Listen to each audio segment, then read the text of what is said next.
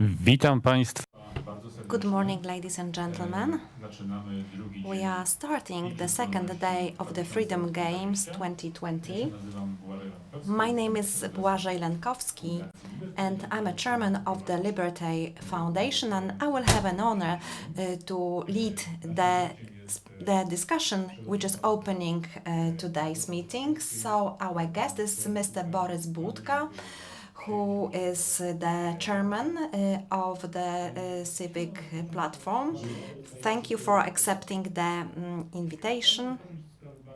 I would like to start with something that is very much up to date. Yesterday, media were disseminating the news that Mrs. Katarzyna Augustyniak, who has well known of the initiative Polish Grandmothers, she will be responsible for beating up 8 adult big policemen.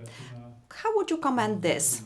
Don't you think that our state is becoming a little bit confused with the reactions? They become quite inadequate for this situation.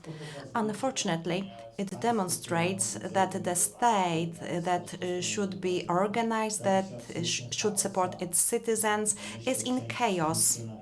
Some of policemen want to show the favor to the government. That's why they accuse this lady of this beating up event. So this is the problem with the relation between the state and the citizens.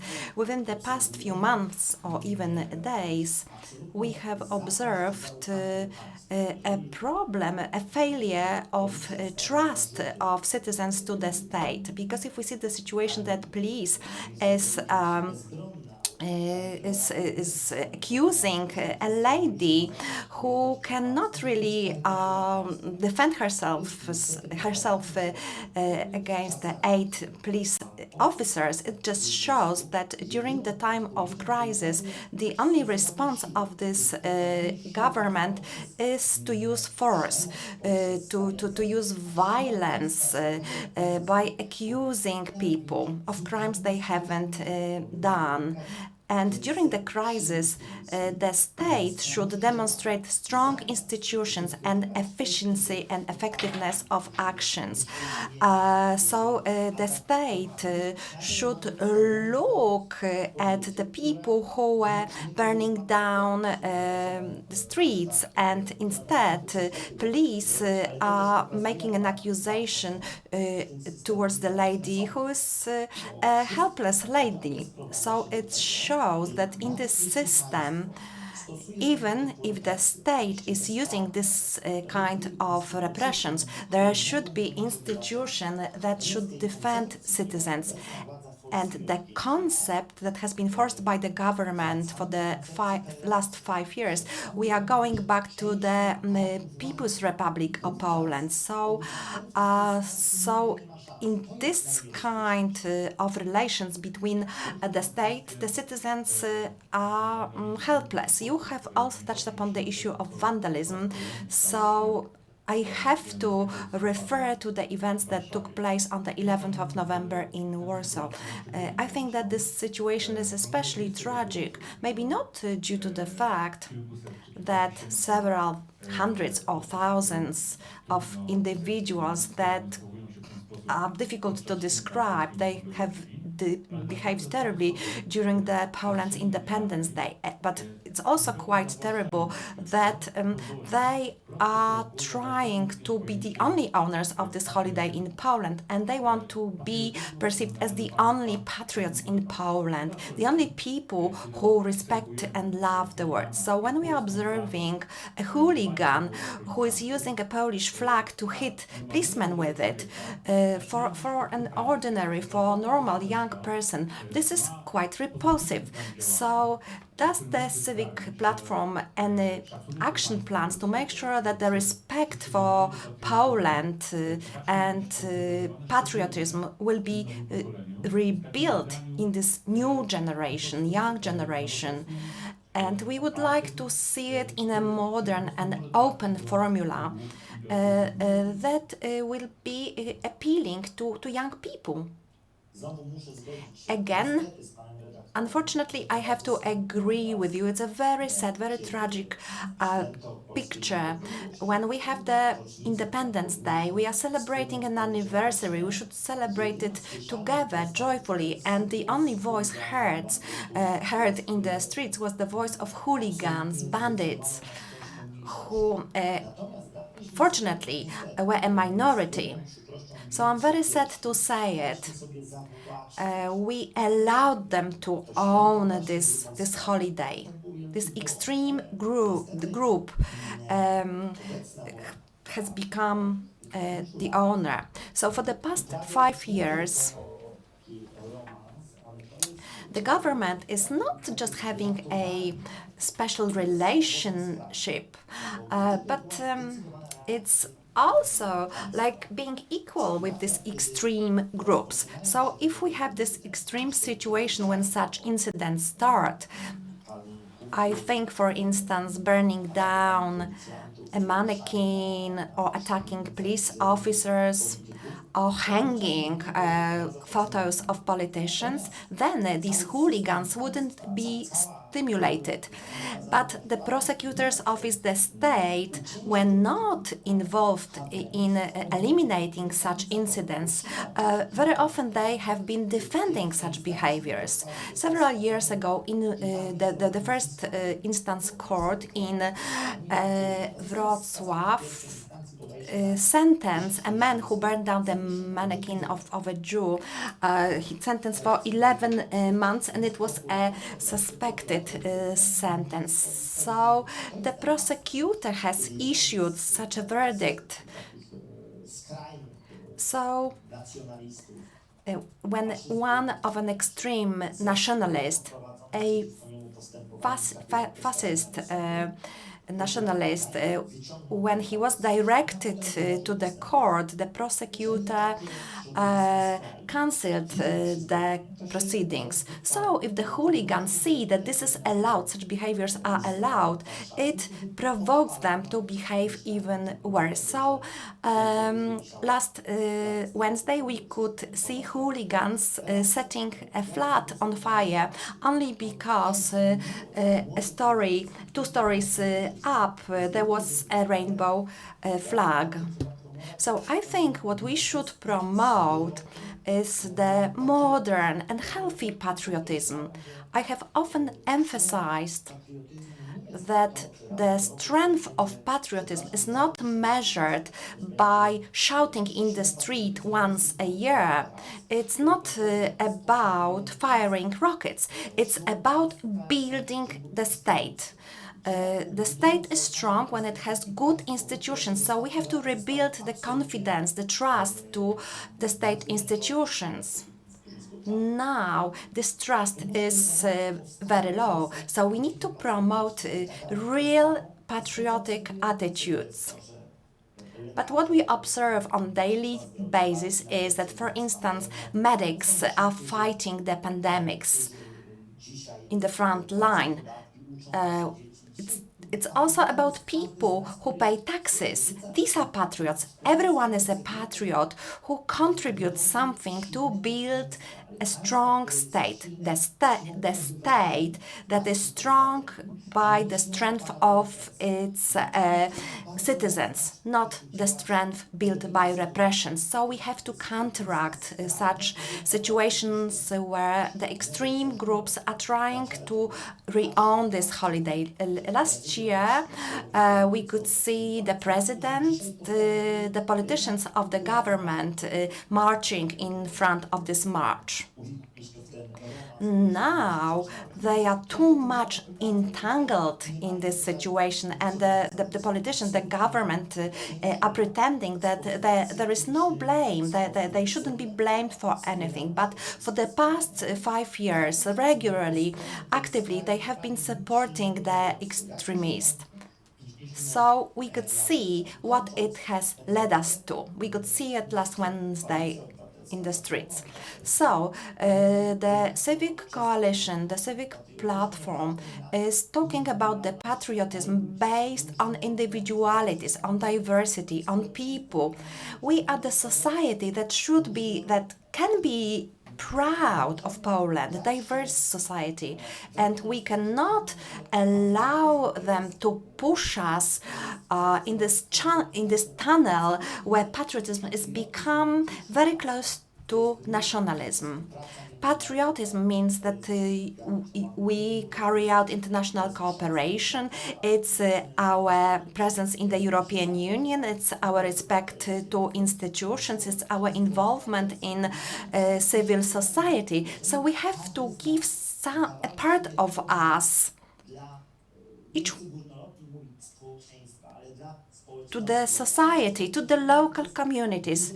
It is a bigger patriotism than just going to Warsaw and fire rockets or hit the policeman with a stone. It's not patriotism, it's vandalism, it's being a hooligan. Mr. Chairman, we are going to talk about the post-pandemic world. So I would like to touch upon the strategic theme. The pandemic has really turned our life upside down. Most of Poles have been affected. We all have been affected individually.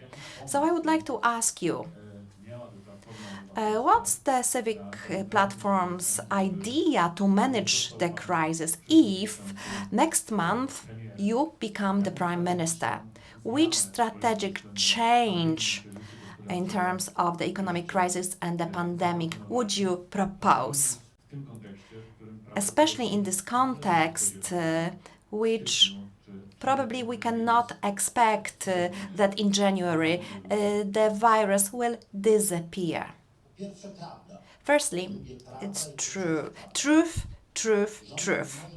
The government cannot deceive its own citizens. The government cannot manipulate the data, adapting the number of tests performed to the indicators set before.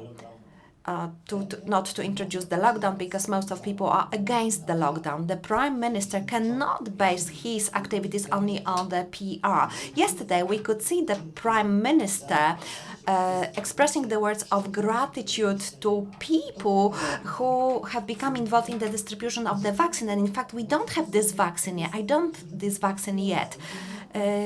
People cannot be cheated all the time. The so-called public media all the time show an alternative reality. We are seeing something that is not existing. Instead of patients, we can see the number of people who have recovered from the virus. It's not the way to proceed. The nation, the people, the public opinion have to be treated seriously.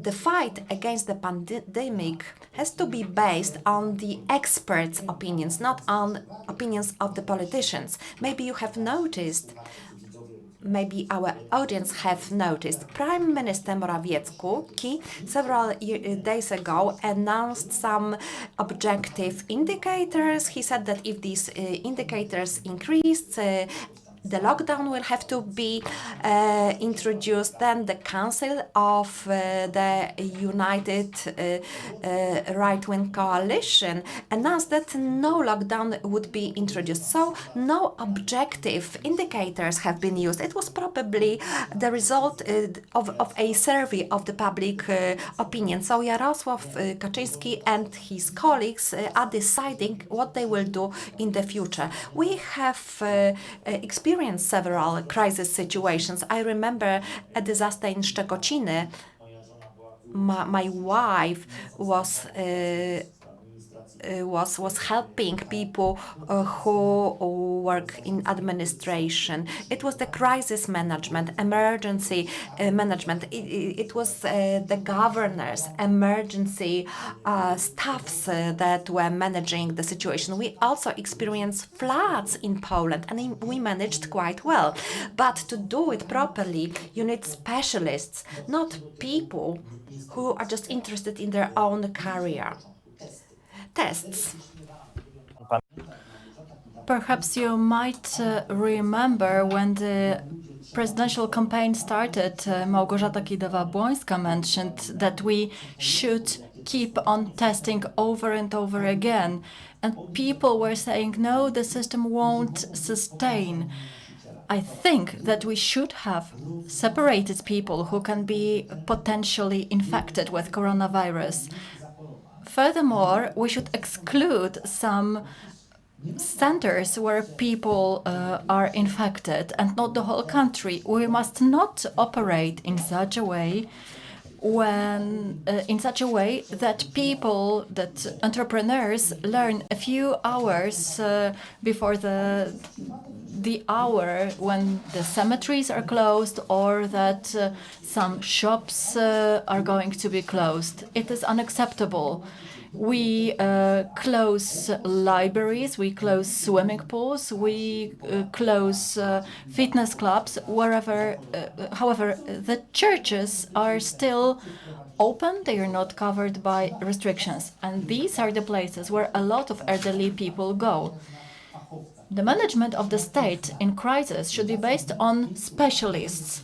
For 5 years, we have lived in the country which is for those who are only interested in pursuing their careers. We had many examples of that kind related to the equipment necessary for hospitals and so on and so forth. If I were to manage the crisis situation, I'm sorry, we had some technical issues. I couldn't hear the speaker well. The entrepreneurs should indicate the roads, the paths to follow in crisis. Nowadays, the Prime Minister has an idea that we should close something or open something, but this is unacceptable. Everything has to be based on data. In August, when the government had not done anything to prepare for the situation, when the Prime Minister announced that the virus is gone, in August we consulted teachers, representatives of trade unions and physicians, and we submitted some recommendations related to schools. The Prime Minister received our recommendations, but he did not refer to them. He applied to them only a week ago, when the number of infected people went up. That is why we have to come back to the idea of professional state, civil service based on professionals, based on specialists. People need to trust the state in crisis, and the trust is built by effective state. Closing forests, closing cemeteries is like random or errant actions. The future government should be driven by specialist knowledge. They shouldn't be afraid of people of different opinion.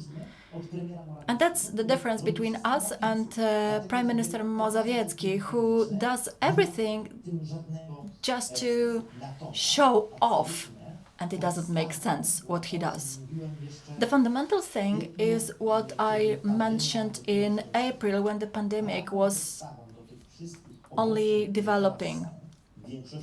The majority of the restrictions which we have should be introduced by special regulations. What we mean here is that the natural disaster state should be announced. If it had been announced, it would have been possible to manage the state in a comprehensive way, but it was not possible due to the need to carry out the elections, and the consequences are evident nowadays. Based on data, making decisions based on data should be the practice. However, analyzing clear strategies of fighting the pandemic and the coronavirus, I can see three models. This is the model adopted by New Zealand, which decided to implement a strict lockdown. We have the Swedish model, including the attempts to get over the crisis without closing the economy, with the idea of herd immunity. And last but not least, the Korean model, which is difficult to implement in Korea, based on tracking the infections among the citizens using mobile phones and new technologies. Other countries use other intermediate strategies ineffectively. Which of these models would be the closest to your stance? I think the Korean model was most effective. However, it is implausible and doubtful from the point of view of the common invigilation. It's a major problem. Why isn't the application proposed by the government not so popular? Nobody who is sane wants to be traced or tracked by people who were sentenced for crimes. Nobody knows what would happen to the data if we made them available. The Swedish model is acceptable when we have a well-developed healthcare. We could risk some less severe limitations, but only when we have the resources, the hospital resources available. In Poland, we lost 6 months because now we are building the national hospitals, and severely ill people in a really serious condition are not admitted there. The 6 months which were lost were the period when we could increase the hospital resources, the hospital availability. Furthermore, we should have developed the so-called white hospitals, as they were called by Bartosz Arłukowicz, the former Minister of Health.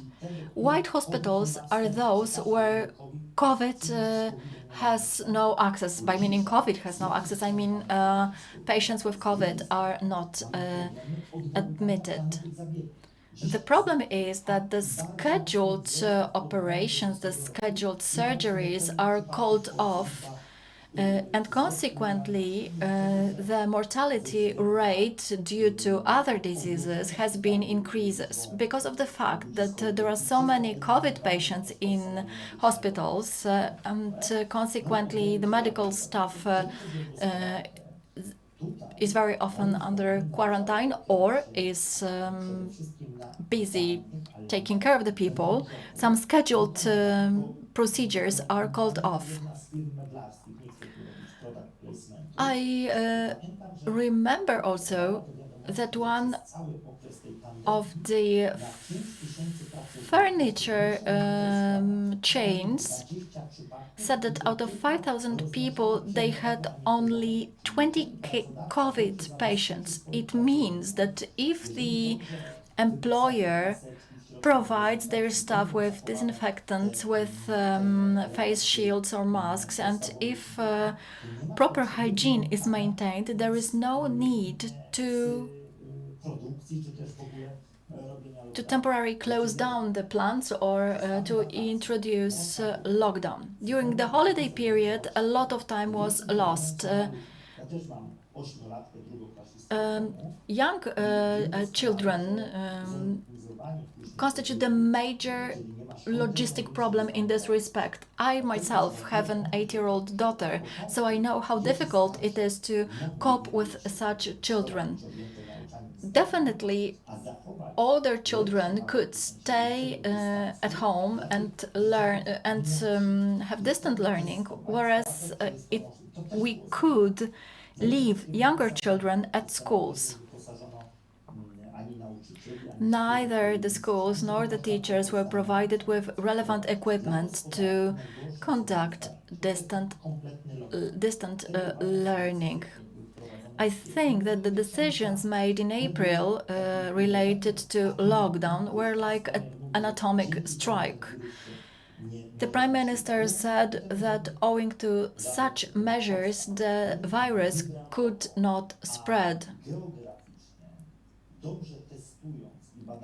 In my opinion, if we were testing the cases properly, we could introduce some local limitations, but it should not be complete lockdown. It would be lethal for the economy, and nowadays, and now it is too late to introduce such measures. During the Freedom Games, we talk about. I can see the logo of the company I was talking about. Okay, so this is product placement. I was meaning IKEA. We talk about some strategic challenges which are particularly important for the state. One of them is the economic politics. The civic platform was established as the political party that celebrates the rules, the principles of free market. This image was blurred,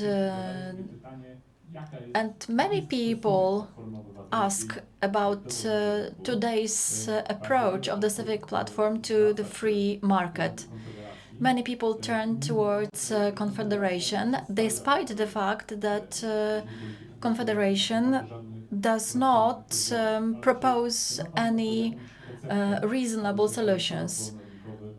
Can you think of anything that can be done to convince the undecided people to come back to the civic platform?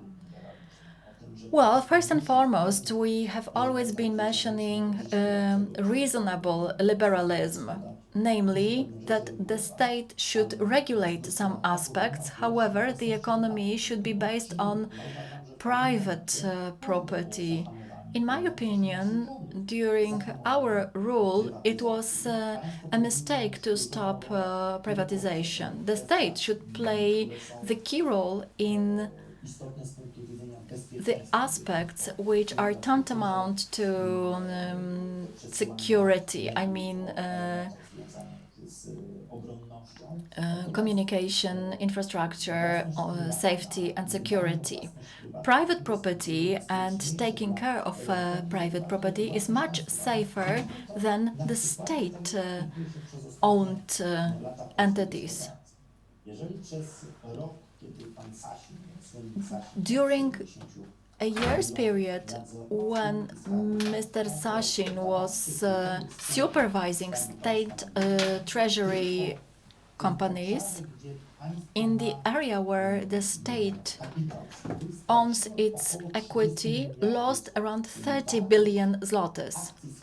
The value of the state shares decreased by over 30 billion. Why? Because these companies were managed by incompetent people. The value of these enterprises was decreasing because these were the people who had no idea how to manage the companies, or they were managed the companies in such a way that private owners would definitely make them redundant. I am absolutely convinced that a well-built country is based on private property. Some regulatory mechanisms have to exist, but they should not be excessive. We have the highest prices of electrical energy, despite the fact that the state is interfering into this market. If somebody thinks that if an act states something and then it is going to be implemented, it doesn't make sense. The same was true with banking tax. The banks were laughing at it and they decided to increase the banking fees.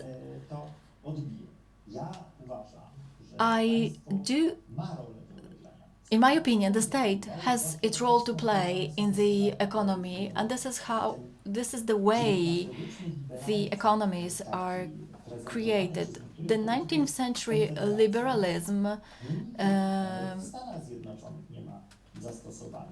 is not applicable. It is good as a slogan, because if we say freedom, we say liberty, everybody likes it. If we say don't pay taxes, everybody will enjoy it. Everybody will capture this idea. However, in my opinion, we should increase the... I'm terribly sorry. Again, we do have some technical issues. I cannot hear the speaker very well. The taxes should stay in local governments. We should reform the public finance, and furthermore, we should reduce the participation of the state treasury in some aspects of life. What I refer here is the mining sector, for instance. There is a very good example of Orlen. It is now managed by the person who used to be the head of the Chim commune.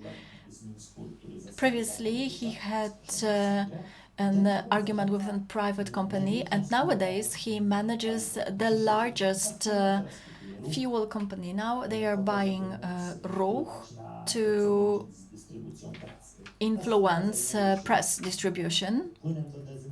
They distribute disinfectants and many other things that they should not do, and consequently they experience losses.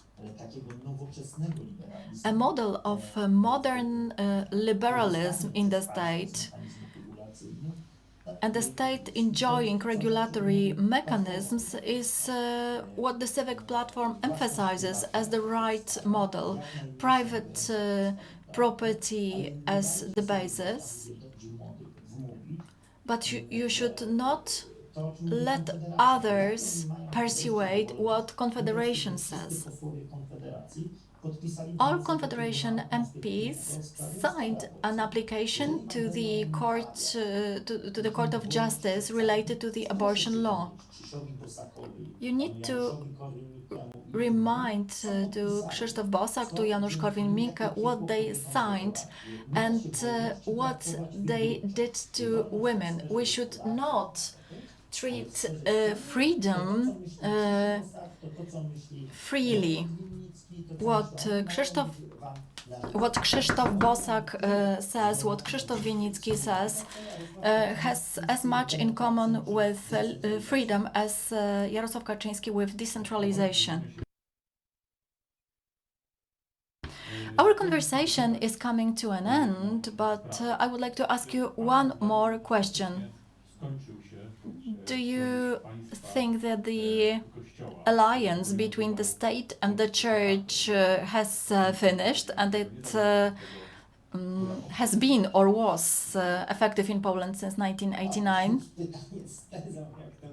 Okay, so this is a question with a statement, actually.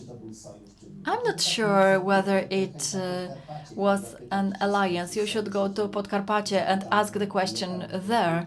If you ask the head of local commune or school headmaster. However, being serious, I have to say that the interference of some church heads of churches they are interfering into the state has a tragic end. First and foremost,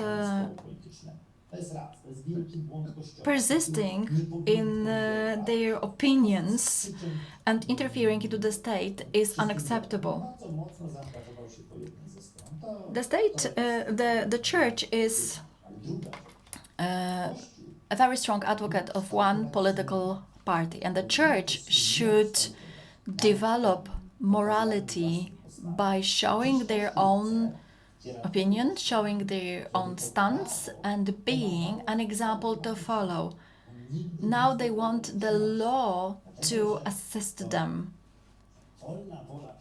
The free will of a human, the morality should make us take certain decisions.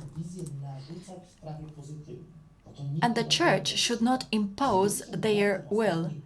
The greatest error of recent days is that something unacceptable has been violated, and the majority could feel comfortable. And I mean here the abortion compromise. I'm not expressing my opinion and I'm not assessing it. The riots which we have been experiencing is the consequence of the alliance between the state and the church. I'm looking for the right word, and I would say that this is the current ruling party taking advantage of the conflict for their own interest. The Constitution mentions what the relationships between the state and the church should look like. The God should do his things, and the emperor should deal with his things. I think that the current situation is bad for the church. We can see priests who bless lifts in hospitals. This is unacceptable. Everybody has their own conscience. We do not deny the right to participate in the Holy Mass or to talk about our religion. But when I see Ms. Emilewicz in Jasna Góra, I went furious. This is very bad for the state, very bad for the church. When the period of darkness is gone, we'll definitely have to redefine the relationship between the state and the church. It applies to the finance, to abortion, religion at school. I think this is the topic for the next Freedom Games. Do you think that in 2020, and when we look at what has just happened in the United States, do you think it's a kind of a turning point that will change the status of populism throughout the world? Are you ready to accept this challenge, to follow this trend and reach for the authority in Poland?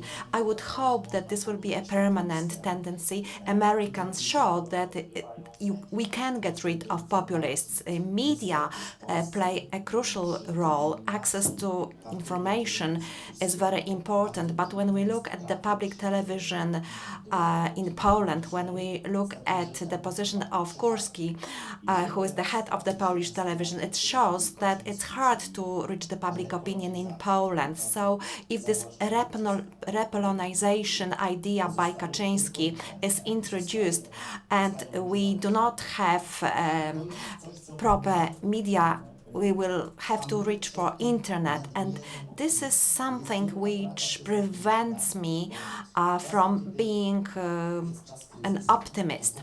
When the time of crisis starts, populists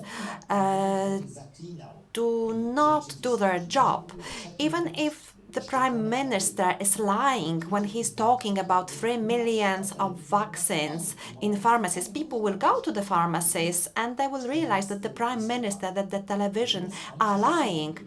It's the 14th of November. Very soon the flu season will be really in its high peak, and these vaccines are still not available. All the time we are hearing about the ventilators, oxygen support for patients, but we find out that these devices, these systems are not available. So paradoxically, the time of crisis defreezes populists. When there was good economic growth, populists were just consuming our money. They were giving the money away to people, and we were signaling. But we were minority. I remember that Iza Leszczyna very often was saying that we should save resources because we are just ahead of the crisis. And what has happened now? We are just entering the period of crisis, and the financial shortages will become very important. And what is even more dangerous, probably we will hear even more populists. So I feel quite optimistic, but we, the opposition, we have to work very hard. It's hard to fight against populists when you are the lying government, and Prime Minister Morawiecki, his Pinocchio nose is longer and longer. He has lost touch with the reality. The lie is a typical daily tool used in his politics. We hope that the rationalism will win. Mr. Chair, thank you very much for your time. Thank you for this conversation. Thank you very much. Thank you, Mr. Lenkowski, and I hope that you will have fruitful discussions, meetings. First of all, I would like to wish you interesting meetings. I hope that next year we will meet under the traditional, conventional formula, because the Freedom Games always are incredible. These meetings, these conversations were always great. Now we are also talking, but it's under a different formula. Thank you again for the invitation, and I will follow the Freedom Games through the internet, and see you next year.